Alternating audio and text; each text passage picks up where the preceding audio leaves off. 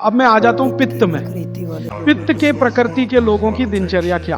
पित्त प्रकृति माने 14 साल से ऊपर और 60 साल के नीचे, इनकी दिनचर्या क्या? पित्त प्रकृति के लोगों को कफ का असर कम हो जाता है, पित्त थोड़ा बढ़ता है, वात उनके पास कम ही रहता है या बिल्कुल नहीं रहता। अब पित्त प्रकृति के लोगों को ज्यादा सोना जरूरी नहीं, उनका पित्त है, कफ तो ऐसे ही शांत है, तो ज्यादा सोना जरूरी नहीं। माने पित्त प्रकृति के लोग अगर 8 घंटे सो रहे हैं, 7 घंटे सो रहे हैं तो भी चलेगा।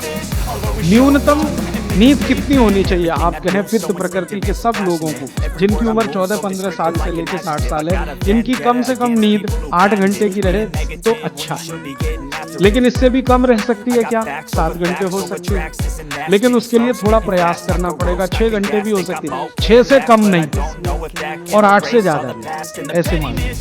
तो पित्त प्रकृति के लोगों को 6 घंटे से कम नहीं सोना, 8 घंटे से ज्यादा नहीं सोना। अब उसके हिसाब से दिनचर्या तय करेंगे। तो 8 बजे सो जाए, मान लो आप भी ऐसे ही मान लो। भागवत जी कहते हैं सूर्यास्त के 2 घंटे बाद सो जाए, बच्चे भी बड़े भी। तो 8 बजे आप सो जाएं, तो 8 से 8 4 बज गए ना, 4 बजे उठें। आपके लिए उठना बहुत जरूरी है। ब्रह्म मुहूर्त में पित्त प्रकृति के लोगों का उठना बहुत आवश्यक है। बच्चे ना उठें तो चलेगा, आपको तो उठना बहुत जरूरी है। क्यों? अगर आप 4 बजे उठते हैं तो अगला पूरा दिन आपका बहुत बेहतरीन और व्यवस्थित है, और 4 के बाद उठेंगे तो पूरा दिन डिस्टर्ब। क्यों? क्योंकि जो जो करना है आपको वो 4 बजे से लेके ही शुरू होगा। 4 बजे उठे, आपने पानी पिया, जो मैंने पहले ही बता दिया, ऊषा पान जिसको कहते हैं। फिर शौच आदि के लिए आप गए, 10-15 मिनट मान लीजिए उसमें गया, फिर बाहर आप निकले, दंत धावन शब्द इस्तेमाल किया, दंत धावन करें माने दांत साफ करें। अब दांत साफ कैसे करें?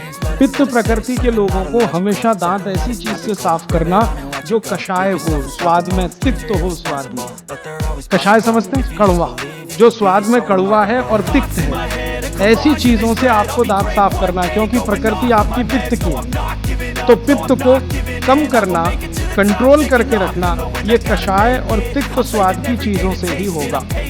तो इसका मतलब ये है कि आप नीम का दातुन करें, जो कषाय भी है, तिक्त भी। भागवत जी ने कॉलगेट के लिए मना किया है।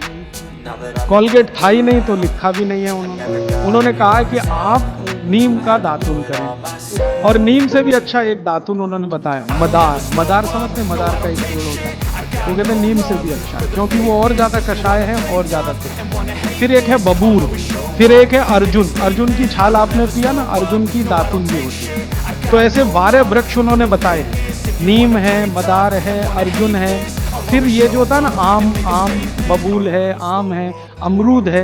ऐसे 12 वृक्षों का उन्होंने वर्णन किया है कि इनकी दातुन ही करना, इसकी आगे 13वें वृक्ष की नहीं। और वो डिटेल लिखा है किताब में, आप ले सकते हैं। जब उन्होंने आगे लिखा है वो मैं अभी बता दूं।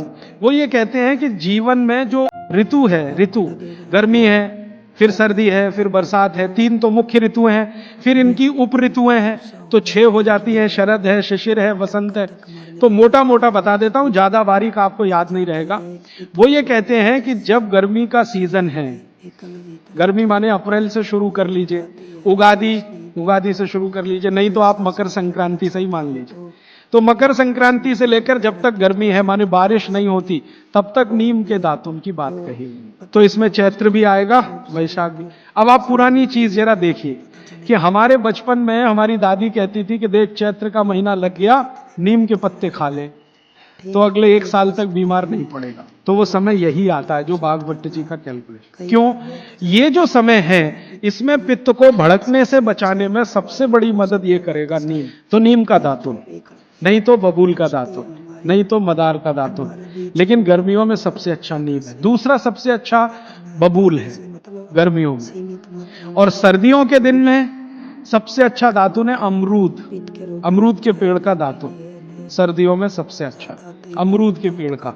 और अमरूद के जैसा ही एक और पेड़ होता है, जामुन का भी दातुन करने का नियम बताया है, लेकिन पता नहीं आप तोड़ पाएंगे कि नहीं, लेकिन अमरूद का आसानी से मिल जाएगा। और फिर ज्यादा बारिश के दिनों में जो वो बोलते हैं, तो आम का भी कर सकते हैं, अर्जुन का भी कर सकते हैं। और आप बोलेंगे जी पूरी जिंदगी अगर नीम का ही दातुन करें तो कर सकते हैं। 3 महीने लगातार करके थोड़े दिन छोड़ देना, फिर 3 महीने कर ले। वो थोड़े दिन छोड़ने का नियम ध्यान रखना। तो फिर आप बोले थोड़े दिन छोड़ दिया तो क्या करें? उस दिन दंत मंजन कर लेना। दंत मंजन के लिए वो ये कहते हैं कि आप जिस एरिया में रह रहे हैं वहां का तेल और जिस क्षेत्र में रह रहे हैं वहां जो उपलब्ध लवण माने नमक, और जिस क्षेत्र में रह रहे हैं वहां की उपलब्ध हल्दी, ये तीनों मिलाकर आप पाउडर बना के दांत पे घिस सकते हैं। ये बहुत अच्छा दंतमंजन उन्होंने माना। दूसरा दंतमंजन उन्होंने बताया है गाय के गोबर को सुखाकर जलाएं, उसकी जो राखी है उसमें थोड़ा कपूर मिला दें, थोड़ा सेंधा नमक मिला दें, बहुत अच्छा दंतमंजन। तीसरा वो कहते हैं कि जो त्रिफला चूर्ण, मैंने बार बार आपको बोला त्रिफला चूर्ण है, तो इसको बारीक पीसें। दंतमंजन के लिए बारीक पीसना और खाने के लिए मोटा पीसना। तो बारीक त्रिफला चूर्ण, थोड़ा सेंधा नमक, बस मिला के दांत पे घिसें तो ये दंतमंजन। ऐसे 8-10 तरह के दंतमंजन हैं 12 किस्म की दांतों में। तो आप ये जरूर करें, माने टूथपेस्ट बंद करें। अब क्यों करें टूथपेस्ट बंद? भागवत जी और आधुनिक विज्ञान को जरा जोड़ता हूं। आप पित्त के असर में हैं, जान लीजिए। सुबह सोकर उठेंगे तो मुंह में पित्त ही भरा हुआ है, लार्ज स्क्वायर। अब ये असर ज्यादा है तो इसको कंट्रोल रखना है आपको, तो इसलिए कहा ये दातुन अच्छी है। लेकिन अगर आप ब्रश कर रहे हैं, पेस्ट कर रहे हैं, तो क्या है उसमें? चीनी है, चीनी है ना, शुगर है। अब वो सैकरीन के रूप में है या किसी भी रूप में शुगर है, और शुगर और पित्त का झगड़ा है। तो सुबह उठते ही अगर आप पेस्ट कर रहे हैं जो मीठा है तो सर्वनाश है। मीठा ब्रश माने मीठा पेस्ट पित्त में मिलाएं तो पित्त को तो बिल्कुल खराब करेगा ही, और मुंह को भी खराब करेगा। क्योंकि सुबह का मुंह आपका मीठे के असर में आया, मीठे के असर में, तो 101% चांसेस हैं कि आपके दांत खराब होना जल्दी शुरू हो। और मेरा ऑब्जर्वेशन है कि जो ज्यादा पेस्ट कर रहे हैं उन्हीं के दांतों में कीड़े सबसे ज्यादा लग रहे हैं। कीड़े लगना माने दांत खराब होना।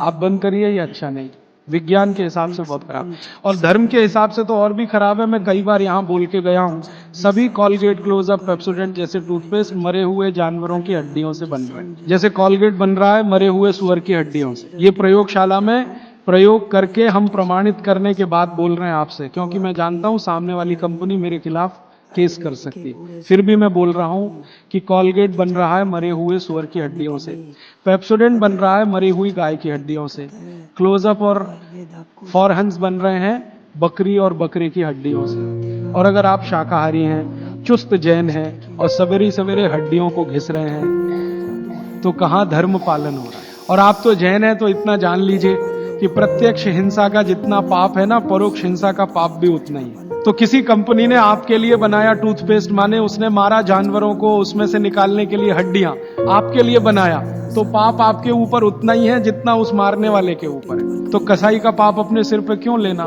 तो क्यों ये कॉलगेट, क्लोजअप बंद कर दीजिए। दातुन पे आइए, नहीं तो दंतमंजन। आप कहेंगे चेन्नई में दातुन नहीं मिलता, नहीं मिलता तो दंतमंजन बताया उन्होंने, वो आप बना लीजिए। तरीका मैंने बता दिया। सभी ऋतुओं में एक दंतमंजन वो कहते हैं कॉमन है। त्रिफला चूर्ण का दंतमंजन किसी भी ऋतु में किया जा सकता है, तो आप उसका ध्यान रखिए।